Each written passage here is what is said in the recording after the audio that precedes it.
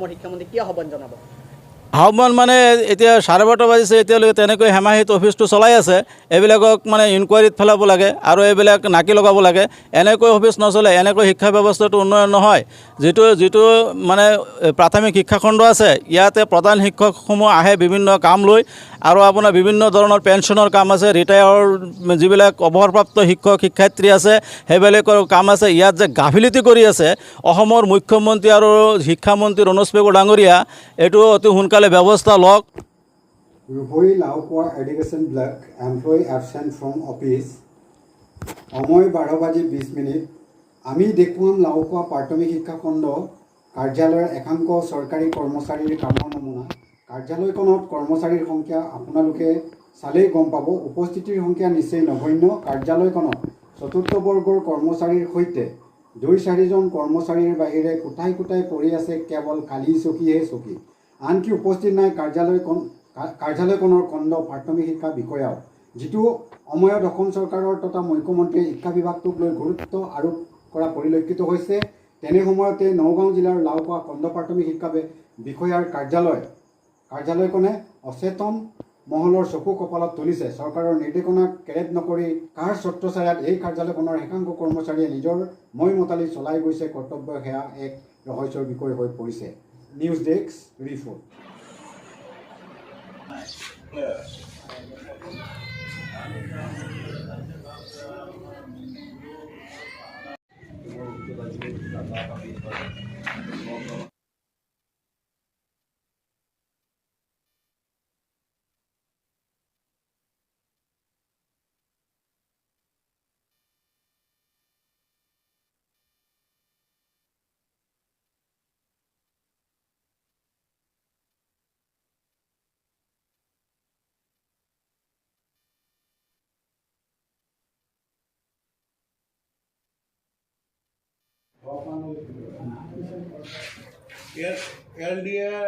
Accountant যে এইটো না সময়মতে থাকিব লাগিব আৰু মুখ্যমন্ত্ৰীৰ নিৰ্দেশনাক বুঢ়াঙুলি উপাই আপোনাৰ কাৰ্যালয়টো এনেকৈ চলি থাকে।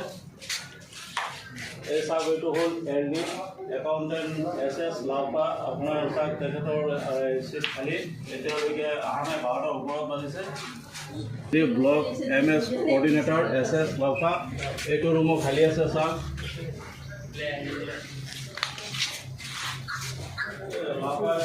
প্ৰাথমিক শিক্ষাখণ্ডৰ যিজন আপোনাৰ ভিউ আছে, ভিউ চাওক এতিয়ালৈকে অহা নাই। ভিউ চাবৰ ৰুমতো আপোনাৰ দৰ্জাটো বন্ধ আছে।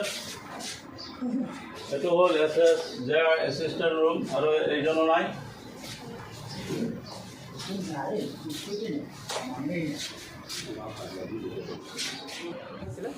মই BO অফিচত আহিছিলোঁ। BOক লগ কৰিব আহিছিলোঁ। পিছত ইয়াত 12:20 হৈছে, এতিয়ালৈকে BO অহা নাই। বেলেগ মানে 4-5জন আছে। অঁ, কি কামত আহিছিল আপুনি? মই মানে এডুকেশ্যন ভলণ্টিয়াৰৰ কিবা কামত আহিছিলোঁ। চৰকাৰী কৰ্মচাৰী কঠোৰ নিৰ্দেশনা প্ৰেৰণ কৰাৰ পিছতো এতিয়ালৈকে সময় দিনৰ 12টা বাজিছে। আজি আৰু দিনটো সোমবাৰ, কিন্তু আপুনি আহিছে, মানুহজনক লগ পোৱা নাই। চৰকাৰক কি আহ্বান জনাব অসমৰ মুখ্যমন্ত্ৰী ডাঙৰীয়া? চৰকাৰক এয়াই জনাব বিচাৰোঁ যে ভালকৈ নিৰ্দেশনা দিয়াৰ পিছতো যে এনেকুৱা কৰি আছে, সেইটো ভালকৈ মানে চাব লাগে। শুনকচোন, আপুনি এই অফিচতে কাম কৰেনে? আপুনি কোনটো পোষ্টত আছে? মই 4th গ্ৰেডত। 4th গ্ৰেডত। আজি বিহু ছাৰ নাই নেকি? বিহু ছাৰ নাই। এতিয়া আনুমানিক সময় কেতিয়া বাজিছে? পাব লাগিব।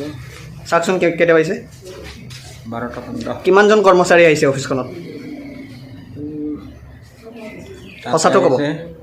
1, 2, অলপ জোৰত কওক। 3জন, আৰু আমি 3জন 4th গ্ৰেড আছোঁ। টোটেল 6জন আছে। 6জন। অফিচখনত মুঠ কৰ্মচাৰী কিমানজন আছে? এতিয়া 8জন আছে মুঠমাত। আৰ্টি আছে 2জন। কিমানজন কৰ্মচাৰী আছে অফিচখনত? টোটেল কৰ্মচাৰী কিমানজন আছে? ফৰ্মিকত 13জন আছে, তাত আছে ফৰ্মেলত আছে আপোনাৰ 4জন। 17জনৰ ভিতৰত এতিয়া 6জনে উপস্থিত আছে। আপোনালোকে আৰু এই কাৰ্যালয়খনত একদম কম সংখ্যক কৰ্মচাৰী উপস্থিত আছে, আপুনি কি ক'ব এই সন্দৰ্ভত? কম সংখ্যক মানে ইয়াতে আপোনাৰ 13জন কৰ্মচাৰী হয়। 13জনৰ ভিতৰত আমি 4জনক দেখিলোঁ। বাকী যিবিলাক গুৰুত্বপূৰ্ণ আপোনাৰ ফাইল লৈ কাম কৰে, যিবিলাক গুৰুত্বপূৰ্ণ বিষয়া সেইবিলাক এটা উপস্থিত নাই। এতিয়া 12:30 বাজিছে, 12:30 বাজিছে, যিটো সময়ত অসমৰ মুখ্যমন্ত্ৰী ডাঙৰীয়াই কৈছে যে নিৰ্দেশনা দিছে যে পূৰা টাইম মতে অফিচত থাকিব লাগিব আৰু আমাৰ অসমৰ শিক্ষা ব্যৱস্থাটো উন্নয়ন কৰিব লাগিব আৰু ভাৰতবৰ্ষৰ 5খন ৰাজ্যৰ ভিতৰত সমান্তৰালকৈ অসমখন উন্নয়ন কৰিব বিচাৰিছে। সেইটো সময়ত লাওখোৱা প্ৰাথমিক শিক্ষা খণ্ডত যি হেমাহি আপোনাৰ বিঅ' ছাৰটো নাই। বিঅ' ছাৰক ফোন কৰিলেও ৰিচিভ নকৰে। মই নিজে 2 দিন ফোন মাৰিছোঁ কিন্তু ৰিচিভ কৰা নাই। পিছতো ৰিটাৰ্ণো কৰা নাই। আমি লোকেল স্থানীয় মানুহ, আমাৰো কিছুমান কাম থাকে আৰু যিবিলাক মানুহ দূৰ দূৰণিৰ পৰা আহিছে সেইবিলাক মানুহে কোনো ধৰণৰ কাম কৰিব পৰা নাই। লাওখোৱা এইটো সংখ্যালঘু অধ্যুষিত অঞ্চল। আজি কৰ্মচাৰী সংখ্যা আমি 4জন দেখিলোঁ। 4জনৰ ভিতৰত ফ'ৰ্থ গেট লৈ পেলাইছে। ফ'ৰ্থ গেট লৈ 4জন আৰু বাকী যিবিলাক গুৰুত্বপূৰ্ণ বিষয় আছে সেইবিলাক এটাও উপস্থিত নাই। এনেকৈ হ'লে আপোনাৰ শিক্ষা জগতটো ধ্বংস হৈ যাব।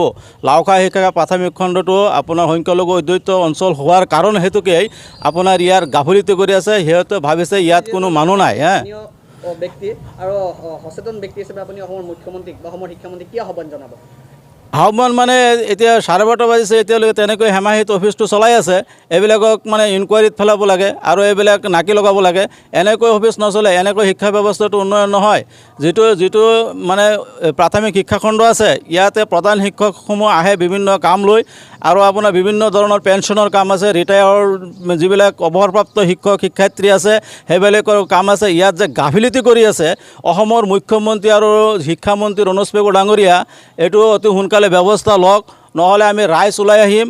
ৰাইজে আমি ইয়াৰ প্ৰতি তীব্ৰ প্ৰতিবাদ গঢ়ি তুলিম। কাৰণ এনেকৈ অফিচ নচলে। চৰকাৰে অফিচাৰবিলাকক সা সুবিধা দি আছে, দৰমহা দি আছে। সিহঁতে নাকত তেল দি ঘৰত শুই থাকিলে নহ'ব, অফিচত আহিব লাগিব, ৰাইজৰ কাম কৰিব লাগিব। ৰাইজৰ সেৱাৰ কাৰণে দিছে। দৰমহাটো চৰকাৰে এনেই দিয়া নাই, বিভিন্ন ধৰণৰ ফেচিলিটিটো এনেই দিয়া নাই। ৰাইজৰ সেৱা কৰিব লাগিব, ৰাইজৰ কাম কৰিব লাগিব। এইটোতো ভাবিছে যে সংখ্যালঘু অঞ্চল এইবিলাকত নগ'লেও হ'ব, কিন্তু জংঘল খালী নহয়, জংঘলত ভাগ আছে। আমি মানুহ চিনি পাওঁ। আমি আপোনালোকৰ সংবাদ মাধ্যমৰ জৰিয়তে অসমৰ মুখ্যমন্ত্ৰীক বিনম্ৰ অনুৰোধ জনাইছোঁ, অতি সোনকালে ইয়াৰ ব্যৱস্থা গ্ৰহণ কৰক।